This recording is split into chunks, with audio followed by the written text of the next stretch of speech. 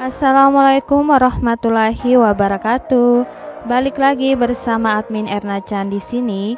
Video sebelumnya kita sudah membahas lengkap legalisir ijazah atau STTB dan juga proses pengajuan surat keterangan pengganti ijazah. Buat teman-teman yang belum menyaksikan, bisa lihat di video, linknya ada pada description. Dan juga kita sudah membahas proses pembuatan SKCK online dan offline serta berkas-berkas yang dibutuhkan. Linknya ada pada description ya. Video kali ini kita akan bahas tuntas dan menjawab pertanyaan-pertanyaan seputar legalisir akreditasi universitas atau fakultas atau jurusan. Ini seringkali dianggap remeh oleh peserta dan juga kurang teliti sehingga menyebabkan banyak peserta yang TMS tidak memenuhi syarat. Apa saja akan kita bahas dalam video ini selengkapnya. Pertama, perlukah legalisir fotokopi akreditasi terbaru, maksudnya tahun 2020 ini? Nah, buat teman-teman yang instansinya tidak meminta tanggal legalisirnya, bisa menggunakan legalisir untuk fotokopian akreditasi yang teman-teman buat pada saat pendaftaran CPNS di tahun 2019. Nah, buat teman-teman yang ingin buat baru akan lebih baik lagi. Sedangkan buat teman-teman yang memiliki legalisir fotokopian ini sejak tahun teman-teman lulus dan itu sudah lama, sebaiknya teman-teman buat yang baru. Atas pertimbangan, pertama, bisa jadi pejabat yang berwenang untuk melegalisir itu sudah berganti orang.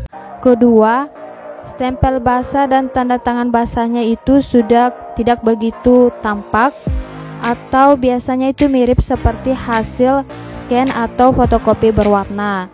Sehingga untuk mengurangi kegagalan ya, kemungkinan kegagalan, sebaiknya kita buat yang baru. Pertanyaan kedua, legalisir akreditasi berdasarkan tahun kelulusan atau tahun berjalan? Yang paling tepat adalah berdasarkan tahun kelulusan teman-teman. Nah, dari sini kita lihat untuk contohnya, sertifikat akreditasi dari Ban PT untuk Universitas Halu Oleo Kendari, di mana setiap universitas itu akan di-upgrade akreditasinya untuk 5 tahun. Misalnya contohnya ini 7 Agustus 2015 sampai dengan 7 Agustus 2020. Nah, karena admin lulusnya bulan Agustus 2017, jadi admin menggunakan akreditas ini. Nah, buat teman-teman yang lulusnya itu sebelum tanggal 7 Agustus 2015, sebagai contoh lulusnya tanggal 6 Agustus 2015, maka tidak boleh menggunakan ini, melainkan menggunakan akreditasi sebelumnya. Nah, ini perlu diperhatikan ya, karena bisa jadi ketika teman-teman meminta akreditasi di universitas, teman-teman justru diberikan yang terbaru.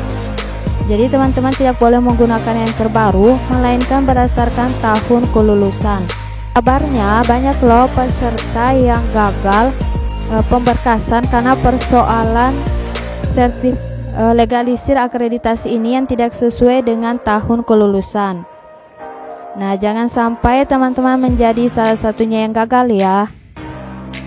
Pertanyaan ketiga, persyaratan akreditasi untuk formasi cum laude. Jadi untuk formasi umum, wajib akreditasi universitas minimal peringkat C dan akreditasi jurusan atau program studi itu minimal peringkat C. Nah, ini yang umumnya ya berlaku, tetapi tergantung lagi dari kementerian tempat teman-teman daftar. Biasanya ada kementerian tertentu yang justru mempersyaratkan minimal peringkat B, walaupun itu untuk formasi umum. Nah, catatan juga, universitas teman-teman itu wajib terdaftar di Ban PT, Badan Akreditas Nasional Perguruan Tinggi, Karena beberapa tahun yang lalu kita menyaksikan di TV ada universitas abal-abal yang masuknya itu cukup membayar, terus nggak jelas kuliahnya dan tiba-tiba wisuda. Ya, para alumni dari universitas abal-abal ini tentu saja tidak bisa menjadi CPNS. Untuk formasi cum laude, wajib akreditasi universitas peringkat A dan akreditasi jurusan atau program studi peringkat A. Ini wajib ya. Kalau misalnya ada salah satu yang bukan peringkat A, ini otomatis gagal. Meskipun sudah tes SKD dan SKB, juga meskipun meraih peringkat 1. Karena biasanya seleksi pemberkasan awal itu kurang teliti, sehingga masih ada yang bisa lulus ke tes SKD. Nah, bagaimana jika akreditasi universitas dan jurusan tidak sesuai? Ya, auto TMS tidak memenuhi syarat.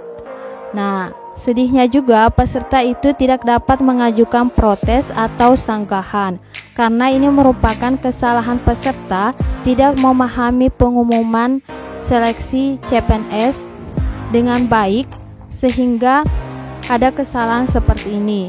Dan juga BKN sudah meminta peserta untuk membuat surat pernyataan di mana di situ tertera bahwa peserta akan menerima hasil apapun dari BKN. Dalam artian, jika terjadi seperti ini, peserta tidak bisa protes.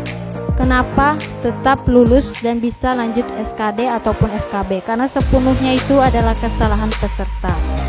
Ini seringkali terjadi loh. Saya sendiri dengar cerita dari teman yang temannya itu gagal pada saat pemberkasan CPNS karena akreditas universitasnya itu masih B dan dia daftar formasi cum laude. Sekian pembahasan kita kali ini terkait legalisir fotokopi untuk akreditas universitas, fakultas ataupun jurusan.